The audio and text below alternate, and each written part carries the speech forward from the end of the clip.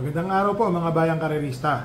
So magbibigay tayo ng tip para sa araw ng Miyerkules. Bukas po, August 30, 2023. Tara!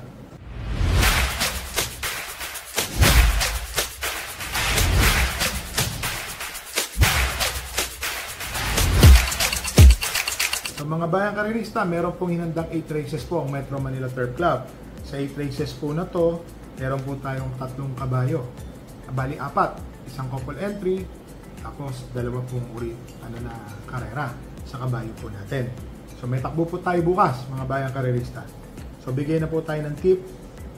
Dito po sa race number 1, 1,200 meter race po. Ang first choice ko po dito, rating 5 po ito. Ito po yung rating 5 na malakas. Ang tip po natin dito is yung entry number 3 na si Potential. Napapatnubayan po ni BJ Galieta, ni Apprentice Rider Galieta. Ang second choice ko po yung entry number 4 na si Surplus Boy. Sa tingin ko po, 2 horse race po ito. Entry number 3, Potential, and entry number 4 na si Surplus Boy. So, ulitin ko lang po. Ang first choice ko po dito, entry number 3, Potential.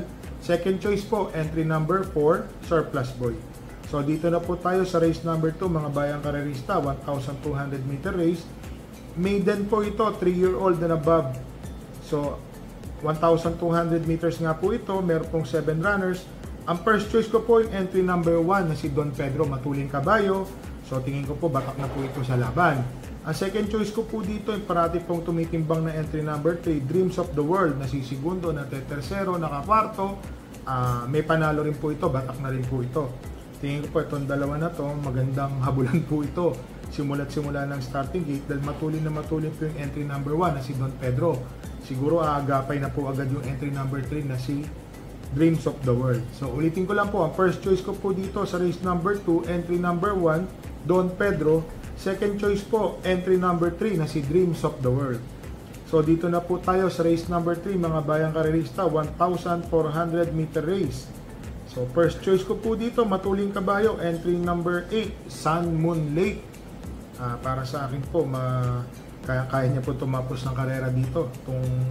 Itong distansya na 1,400 meter race na to, matuling kabayo po si Sun Moon Lake. Yun nga po, isa lang po nakikita kong may katulinan, pati yung numero 2. Pero iba po yung pacing nito ni Sun Moon Lake. Ang second choice ko po dito, entry number 7 na si Rapis Point, mga bayang karerista. Ito pong si Rapis Point, kung matatandaan nyo, tinatalo po nito yung kabayo ko, sila Great Connection, nung di pa masyadong magaling si Don't Stop Believing, saka si Donya Chichay. So sa tingin ko po, kung maganda po ang kondisyon nitong numero 7 na Rapis Point, mapapalaban po sila dito. Ang third choice ko po, medyo dihado po, yung Sandremating kabayo, entry number 3 na si Raha Bago. Ito po kasi si Raha Bago, pagka tinawag po ito, parekta at nandoon na, ako tuloy-tuloy po ito. Basta, ang tip ko po dito sa race number 3, entry number 8, Sun Moon Lake. Second choice, number 7, Rapis Point. Third choice po, entry number 3 na si Raha Bago. So, dito na po tayo sa race number 4, mga bayang karerista. May kabayo po tayo dito, si Tifosi.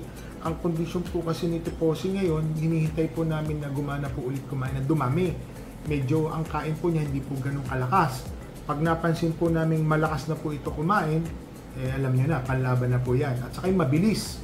Iba po kasi kumakain na mabagal, dahan-dahan, pero yung mabilis, yan po, kondisyon na po yan. So, inintay na lang po namin yung kain niya na mabilis na kain. At uubos po talaga ng mabilisan ng 2 kilo, 3 kilo, kada bigay ng feeds po. So, ulitin ko lang po, dito po sa race number 4, first choice ko po, entry number 6, Agaron. Ito po kasi si Agaron, mayroon po itong mga takbo na maganda na 1.25, 1.26 medya. Ang second choice ko po dito, yung entry number 9 na si Lucky Leia. Alam naman natin si Lucky Leia, mga bayang karerista, mainam na kabayo po ito. Para sa akin po, baka siya po ang horse to beat dito sa karera na to. Ang third choice ko po, entry number 4 na si Oradas Gray. Si Oradas Gray po kasi, Dramating kabayo. Kung pagmamasdan nyo po itong karera na to sa race number 4, ang matulin po dito, entry number 2, Runway 10, number 3, Ginebra, number 5, Bukawi River Town, at saka yung 7A na si Mamisen. So baka magkahabulan po ito, magdatingan po yung pating Bukawi River Town nga nandito, magkahagaran po ito sa unahan, mag-o-open na po doon sa tatlong binanggit ko na diremate. Ang first choice ko po dito sa race number 4, number 6, Agaron. Second choice po, number 9, Lucky Leia. Third choice po, number 4, Oradas Gray. So, dito na po tayo sa race number 5. Ito pong rating 5 na to. Dito po sa race. Ayan po yung non-placers na po. Pero mga nanalo po ito dati, hindi na po makakababa sa non-winner, non-placer. Ito po yung tinatawag na placers po ng mga nanalo, pero hindi siya makakababa pa na sagad. So, tignan po natin dito. May kabayo po tayo dito. Ito na po yung sinasabi ko na hanggat di po nabebenta si Tontonito, itatakbo muna natin. Binibenta ko po yung as riding horse, or kung may gustong bumili dyan, punta lang po kayo sa Malbar, nandito po yung trainer ko, alam niyo naman, pwede naman benta na yan. So, dito po sa race number 5, first choice ko po dito. Malamang ito po ang Yamado, yung entry number 2 na si Wild Act. Ito po kasing si Wild Act, medyo parang hindi ko maganda yung salida o sa mga pwestuhan niya, nasasarhan. So, pero first choice ko po si Wild Act dito. Ang second choice ko po dito, entry number 5 na si Golden 8. Noong nakaraan po, ang galing lang po ng tumalo dyan. Si Golden 8, nandun po yan. Napapansin ko po, medyo may kainaman po yan, kabayo na yan, si Golden 8. Tapos may kabayo po tayo dito, si Tontonito, na papatnubayan po ni Ryan Base, at si Kawawang Cowboy naman po, si Lester De Jesus. So itong kabayo po na to natin is labas po yan, mga bayang karerista. Nilagay ko lang po sila ng panersero kasi meron na po ako nakikitang magandang kilos po kay Kawawang Cowboy. Meron na po siyang 25, 25, 27 medya. Nakapag-trangko na po yan. So hinihintay lang po namin na mag-improve pa yan, pero 2 weeks ago po yung trangko niya. May mga bigay po yan na magaganda, kaya lang medyo may kanipisan po yung katawan niya. So hindi po namin malaman dahil kung ano po nangyari dyan. Sagana naman sa kain, sa chicha. Parang isang taon po atang naglandi yung kabayo na si Kawawang Cowboy. So ulitin ko lang po, dito po sa race number 5, first choice po natin, entry number 2, Wild Act. Second choice po, entry number 5, Golden 8. Third choice po, entry number 6, Tontonito. And 6A, Kawawang Cowboy. So dito na po tayo, bayang karerista, race number 6 po, 1,400 meter race po. First choice ko nga pala dito, yung entry number 11 na si Thriller. Para sa akin po, may magandang tempo po kasi ito pag nananalo eh.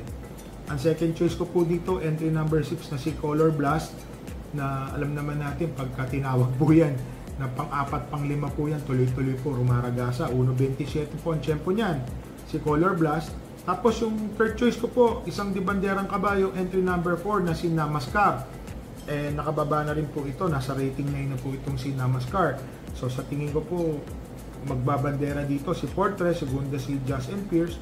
Nakatutok ng dikit or baka yung una na po ni Namaskar to sa karera na to. So ulitin ko lang po, bayang karerista, ang tip po natin sa race number 6, number 11, Thriller. Second choice po, number 6, Color Blast. Third choice po, entry number 4, Namaskar. So dito na po tayo sa race number 7, mga bayang karerista, 1,400 meter race po ulit ito, 12 entries po dito. Ang first choice ko po dito, matuling kabayo, den. Opo, nasa gitnang numero, tingin ko po, lalayo po ito. Kahit habulin pa po ito ni Galloping Ghost, tingin ko, kaya po niya yung pacing neto. Siya po ang pampremera ko dito, yung entry number 5 na si Den. Ang second choice ko po dito, yung entry number 11, Stripe of Pink.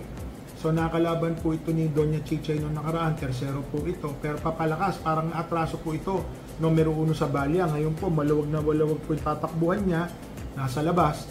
Tingin ko po, preskong po itong darating. May panalo po yan. Ang third choice ko po dito, entry number 12 na si Basket of Gold.